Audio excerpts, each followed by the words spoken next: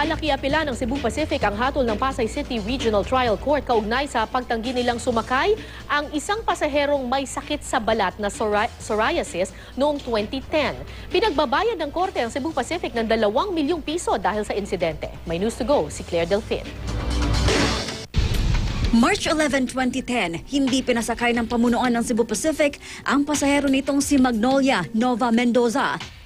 Biyahe sa ng Maynila mula Dumaguete si Mendoza na isang propesor sa Silliman University. Hinarang si Mendoza dahil sa rashes sa kanyang mukha dulot ng iniinda niyang psoriasis. Isa itong uri ng sakit sa balat na nagdudulot ng pamamantal, pangangati at pangangaliskis pero hindi naman nakakahawa.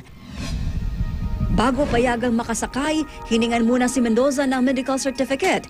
Dahil sa abala sa panghapong flight na siya nakasakay, isinailalim din siya sa tinatawag na special handling. Dahil sa kahihiyang sinapit, idinemanda ni Mendoza ang Cebu Pacific ng diskriminasyon at makalipas ng halos 4 na taon, naglabas ng desisyon ang Pasay City Regional Trial Court.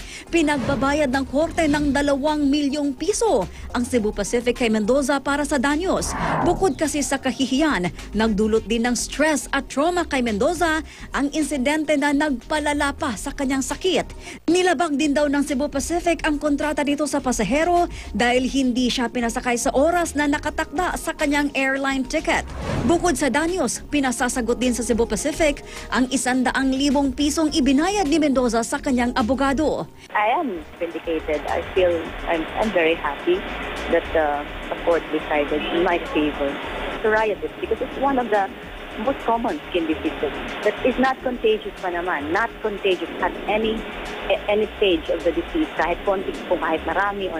So I hope people will be more aware of what this is. Balak namang iapela ng Cebu Pacific ang desisyon ng Pasay RTC ayon sa Vice President for Corporate Affairs nitong si Attorney Jorens Tanyada. Nauna ng depensa ng Cebu Pacific sa korte, di nila pinayagang makasakay agad si Mendoza para matiyak ang kaligtasan ng iba pang pasahero.